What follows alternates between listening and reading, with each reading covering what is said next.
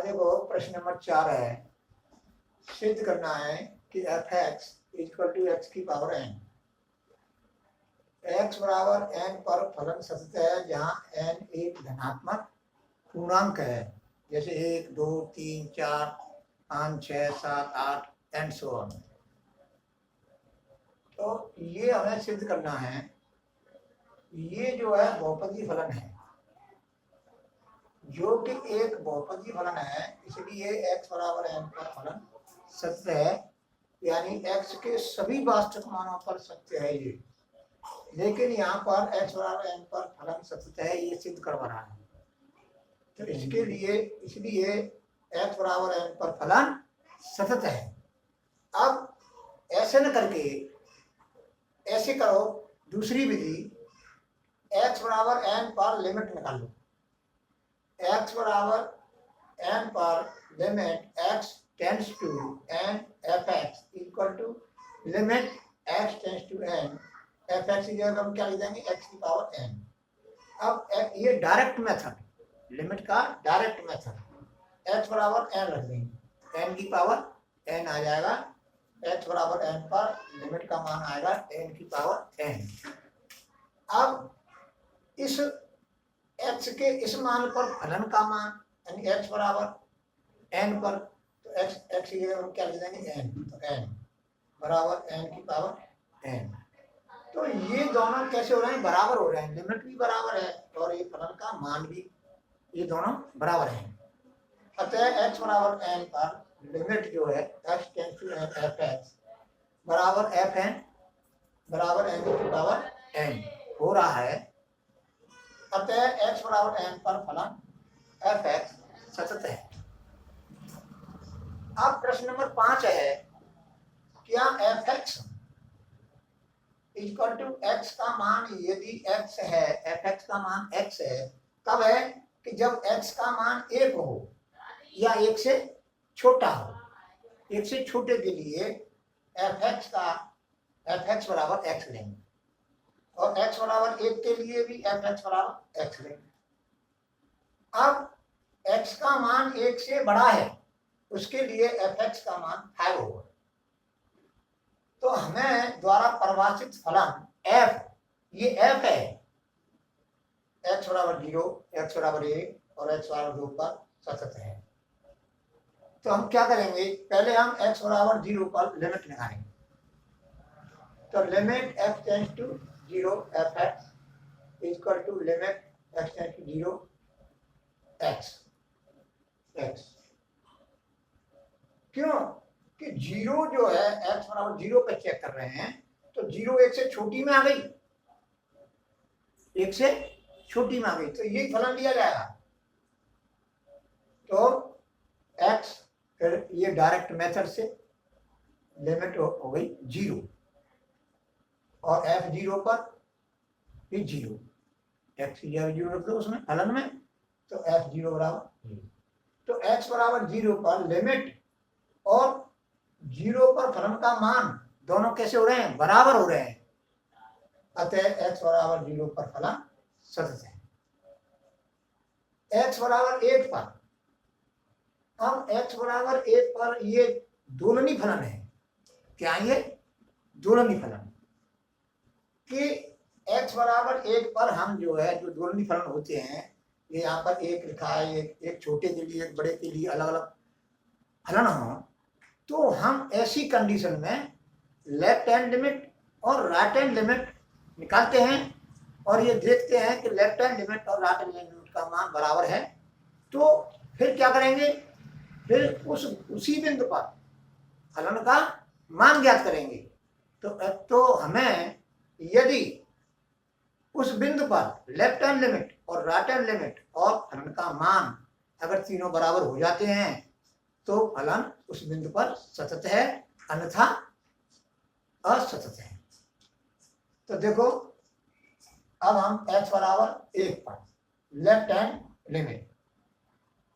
Limit x tends to 1 और ऊपर लगाया माइनस, तो इसका मतलब ये संकेत है कि लेफ्ट हैंड लिमिट है, फलन का क्या है, left hand limit is equal to limit x tends to 0 f 1 minus h left hand limit के लिए 1 माइनस एच लिखेंगे, राइट हैंड लिमिट के लिए 1 प्लस एच लिखेंगे। एक पे चेक कर रहे हैं तो 2 पे कर रहे हैं तो 2 minus H, right hand limit में 2 प्लस एच।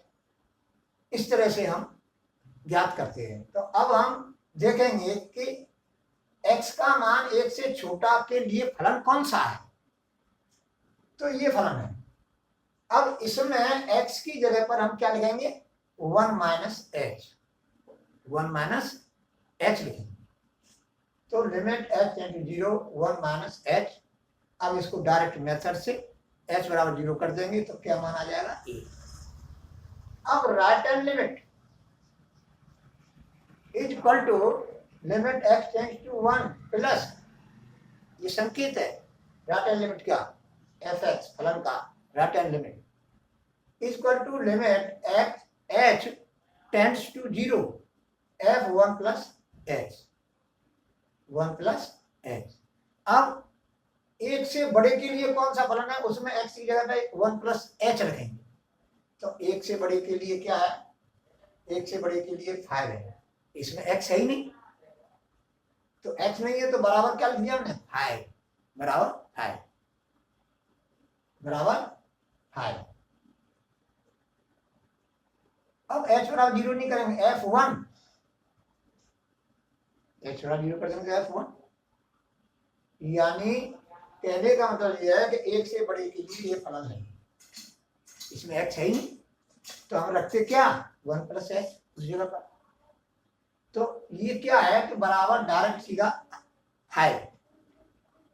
यहां पर x बराबर 1 पर left hand limit is not equal to right hand limit. क्यों, क्योंकि राइट हैंड लिमिट आ रही है 5 और लेफ्ट हैंड लिमिट आ रही है 1, ये दोनों बराबर नहीं है। x बराबर 1 पर लेफ्ट हैंड लिमिट और राइट हैंड लिमिट का मान बराबर नहीं आ रहा है, इसलिए अब क्या होगा। अब देखो यहां पर x बराबर 1 पर left hand limit is not equal to right hand limit, इसलिए x बराबर 1 पर फलन f सतत नहीं है, यानी असतत है। अब क्या है, x बराबर 2 पर, अब 2 पर चेक करेंगे, अब देखो 0 1 2 पर चेक करेंगे तो limit x tends to 2 fx is equal to limit x tends to 2, यानी 1 से, अब 1 से बड़े के लिए अब 2 क्या है, x से बड़ा है, तो ये क्या लेंगे, 5 ही लेंगे। fx बराबर 5, तो fx ही है 5 रख दिया। अब इसमें x है नहीं, जो मान रखते हैं हम x बराबर 2, तो बराबर 5, तो f2 बराबर 5, f2 बराबर 5, यानी ये लिमिट का मान है और f2 का मान भी 5 है और लिमिट का मान भी 5 है। x बराबर 2 पर limit x tends to 2 fx बराबर f2 बराबर 5, अतः x बराबर 2 पर फलन क्या है, सतत है। क्या है, सतत है। अब समझो कि f के सभी अशांत तथ्य के बिंदुओं को ज्ञात करना है, यानी जिन बिंदुओं पर वो सतत नहीं है फलन, उन बिंदुओं को हम ज्ञात करना है, जबकि f निम्नलिखित परिभाषित है, परिभाषित है। अब प्रश्न नंबर 6 fx। अब देखो अब क्या करना है, x is less than 2, x is less than 2 के लिए ये फलन जो है fx बराबर 2x प्लस 3 है। ये कैसा है, बहुपदी फलन है, तो x का मान 2 से छोटा होगा उन सभी बिंदुओं पर क्या होगा, ये सतत होगा। तो हम लिखेंगे,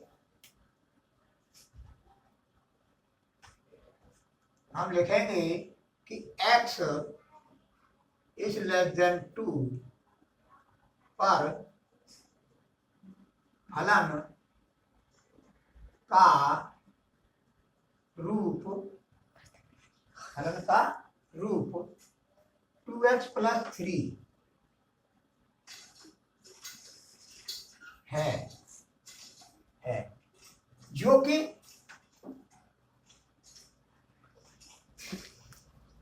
कि बहुपदीय फलन है,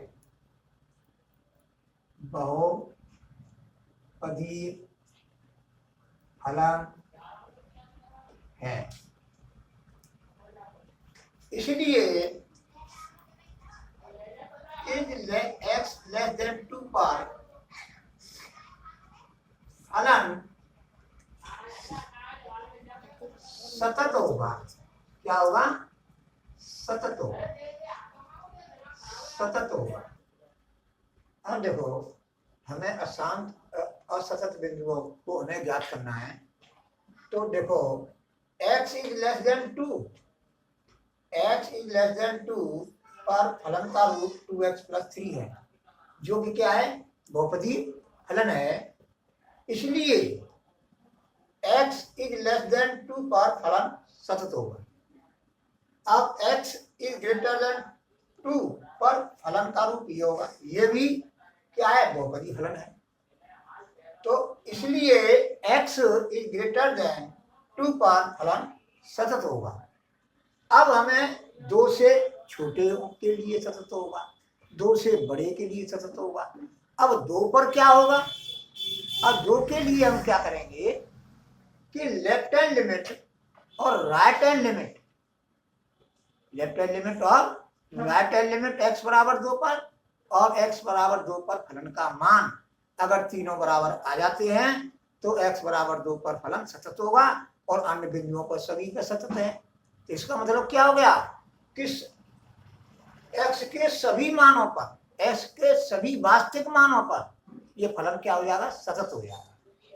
तो अब हम क्या करेंगे कि x बराबर 2 पर लेफ्ट हैंड लिमिट निकालेंगे। Left hand limit equal to limit x tends to 2 minus fx, यानी ये संकेत है लेफ्ट हैंड फलन का, लेफ्ट हैंड लिमिट। अब है limit h tends to 0 f 2 minus h। अब फलन का मान ऐसा देखना है कि 2 से छोटा हो। 2 से क्या हो? छोटा। 2 से छोटे के लिए ये फलन दिया जाता है 2x प्लस 3। तो 2x प्लस 3 में x की जगह पर हम 2 माइनस h रखेंगे, तो ये हो जाएगा 2 माइनस h प्लस 3। अब डायरेक्ट मेथड h बराबर 0 रख देंगे तो अब कितना आ जाएगा इसका मान? 7, क्योंकि यहां पर 0 हो जाएगा। 2 माइनस 0 हो जाएगा। 2 माइनस 0 का मतलब है 2 और 2 इंटू 2 क्या हो जाएगा? 4 और 4 प्लस 3 इक्वल टू 7। अब राइट हैंड लिमिट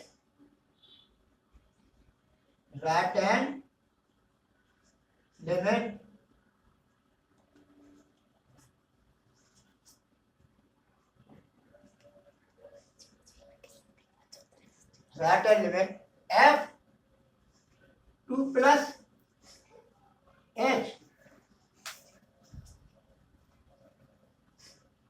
अब 2 प्लस h के लिए कौन सा फलन दिया जाएगा?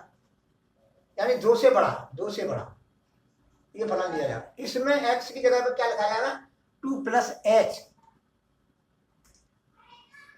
2 प्लस h और माइनस 3। अब h बराबर हम 0 करेंगे तो क्या आएगा? ये देखो, h बराबर हम 0 कर देंगे 4 × 3 यानी बराबर 1। ए। तो यहाँ पर हम देख रहे हैं कि x बराबर 2 पर लेफ्ट हैंड लिमिट और राइट हैंड लिमिट का मान बराबर नहीं हो रहा, तो यही फेल हो गया। तो हम लिखेंगे x बराबर 2 पर left hand limit is not equal to right hand limit.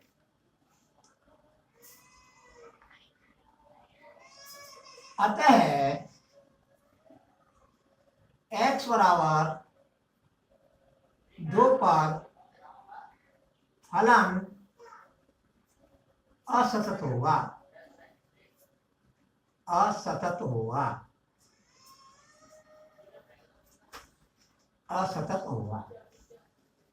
अब हमें फलन का मान ज्ञात करने की जरूरत नहीं है।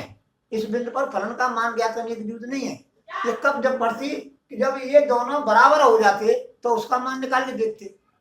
भाई सतत जब ही होता है जब तीनों बराबर हो जाते हैं, left hand limit, right hand limit और उस बिंदु पर फलन का मान। ये जब तीनों बराबर हो जाते हैं तो उस बिंदु पर फलन जो है सतत माना जाता है, यानी सतत होता है। तो यहाँ पर लेफ्ट हैंड लिमिट और राइट हैंड लिमिट बराबर नहीं है। क्यों नहीं है? कि देखो यहाँ पर लेफ्ट हैंड लिमिट का मान आ रहा है 7, राइट हैंड लिमिट का मान आ रहा है 1, तो ये बराबर नहीं है। इसलिए x बराबर 2 पर फलन असतत होगा और अन्य बिंदुओं पर सतत होगा। अन्य सभी बिंदुओं पर फलन क्या होगा? सतत होगा। केवल x बराबर 2 पर फलन असतत होगा, यानी कंटिन्यूटी नहीं होगी, उसमें बीच में टूटा हुआ होगा। जैसे कोई वक्र है,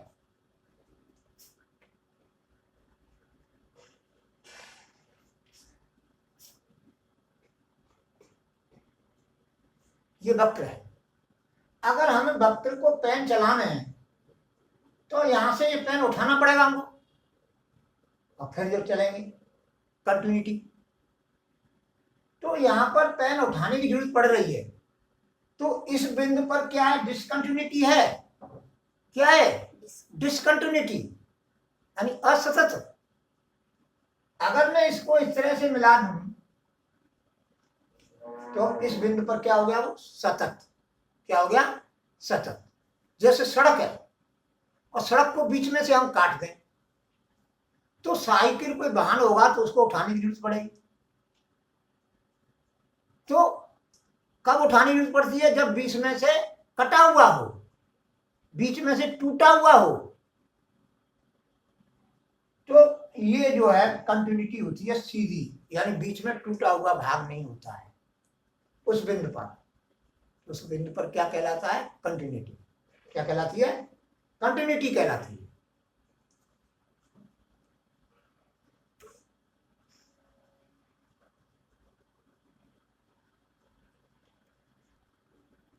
देखो अब प्रश्न नंबर 7 है, f(x) बराबर मॉडुलस x प्लस 3। यदि x is less than equal -3 तो x का मान ऋण 3 हो या ऋण 3 से छोटा हो। तो ऋण 3 से छोटा होगा तो 0 से छोटा होगा। 0 छोटा तो जो ऋण में होते हैं सभी। तो मैंने बताया था एक दिन कि modulus x equal to -x होता है जब x इज लेस देन 0। अब ये x का मान जो है 0 से छोटा है, ये सभी छोटे हैं, माइनस में दिए हुए। तो इसको हम ले सकते हैं -x और प्लस के 3। यदि x is less than equal -3, मैंने मॉड्यूल हटा दिया।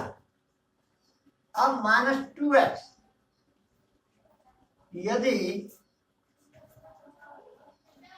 x का मान ऋण 3 से बड़ा और 3 से छोटा, x का मान ऋण 3 और 3 के बीच का, बीच में जितनी मान है।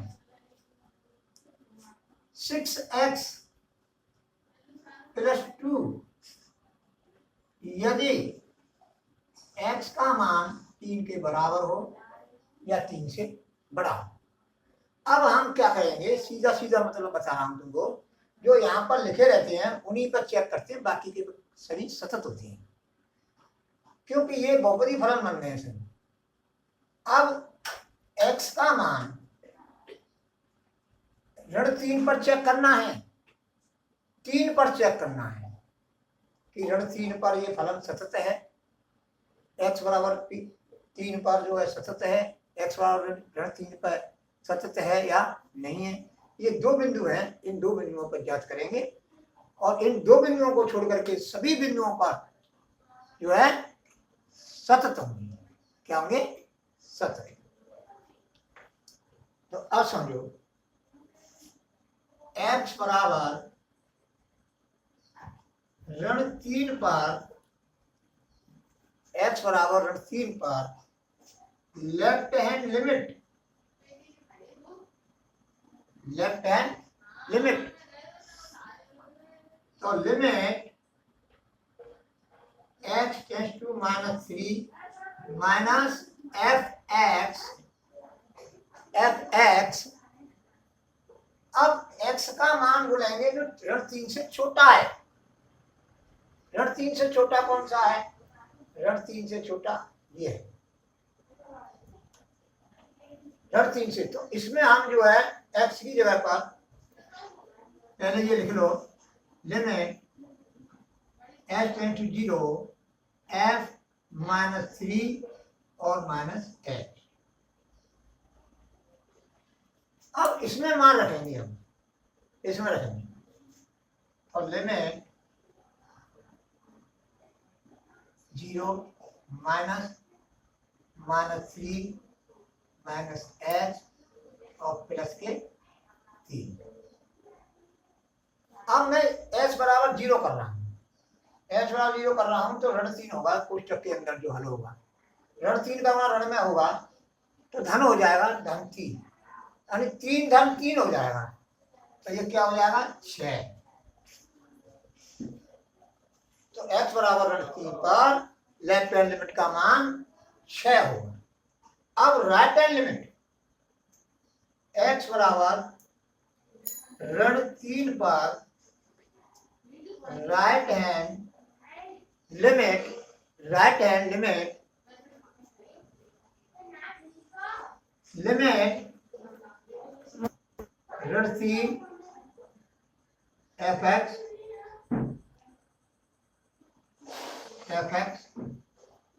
प्लस है, ये क्या है? प्लस fx बराबर limit h in 0 f -3 plus h,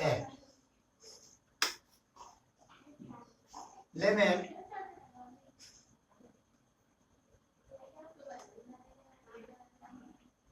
h tends to 0। अब ऋण 3 से बड़ा, ऋण 3 से बड़ा, ऋण 3 से बड़ा, x का मान ऋण 3 से बड़ा, इसमें रखेंगे -2 -3 प्लस h।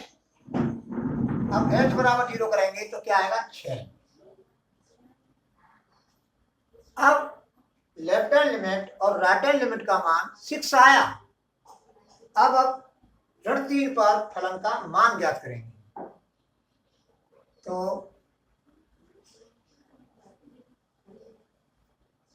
हम करेंगे x बराबर f -3, f -3, तो इसको लेंगे, ये लेंगे, सॉरी ये लेंगे, x का मान ऋण 3 के बराबर है तो ये लेंगे, तो इसमें लिख देंगे हम -3 और प्लस के 3 बराबर 3 प्लस 3 = 6। तो यहाँ पर क्या है? x बराबर ऋण 3 पर लेफ्ट हैंड लिमिट बराबर राइट हैंड लिमिट बराबर f -3 बराबर 6। तीनों का मान बराबर आ रहा है, इसलिए x बराबर ऋण 3 पर फलन सतत है। अब x बराबर 3 पर चेक करेंगे, x बराबर 3 पर, x बराबर 3 पर left hand limit is equal to limit x tends to 3 minus fx बराबर limit h tends to 0 f 3 minus h। अब कौन सा फलन लें कि जिसमें x की जगह 3 माइनस h रखें, यानी x का मान जो है 3 से छोटा हो उसमें। अब 3 से छोटा कौन सा है, ये इसमें रखेंगे बराबर h टेंड्स टू 0 माइनस 2 और 3 माइनस h। अब इसको h बराबर 0 करेंगे तो माइनस के 6 आएगा, इस लिमिट का मान कितना आएगा -6। अब राइट हैंड लिमिट तो limit plus fx equal to limit h tends to 0 f 3 plus h। अब कौन सा फलन में रखेंगे 3 प्लस h, जिसमें x का मान जो है 3 से बड़ा हो उस फलन में। तो 3 से बड़ा क्या है, ये है, इसमें रखेंगे तो ये हो जाएगा लिमिट 6 3 प्लस h प्लस 2। अब इसमें h बराबर 0 रख देंगे और 0 रख के जो हल आएगा वो जो है लिमिट होगी। तो देखो लिमिट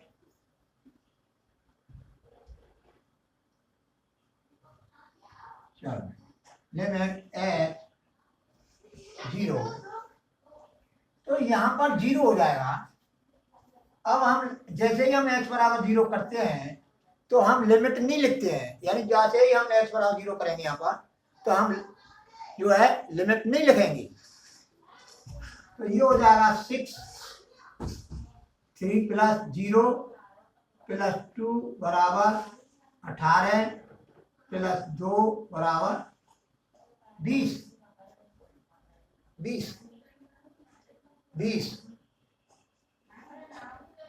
देखो प्लस 2 6 18 20, यहाँ से देख लो, यहाँ से मालूम पड़ जाएगी। अब है x बराबर 3 पर left hand limit is not equal to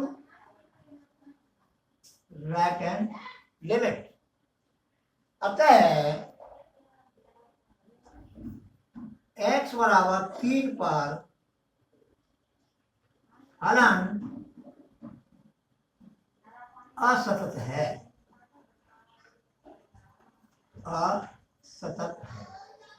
इस तरह से इन प्रश्नों को हम हल करेंगे और जो है हम जो है अब आगे कल आपको पढ़ाएंगे। प्रश्न नंबर 7 तक हमने करा दिया है और आगे हम जो है कल आपको कराएंगे। और अगर ये वीडियो जो हमने पढ़ाया है ये समझ में आया हो तो लाइक शेयर सब्सक्राइब अवश्य करें, इसको भाई नहीं भूलें। देखो आपके साथ हम बहुत मेहनत कर रहे हैं।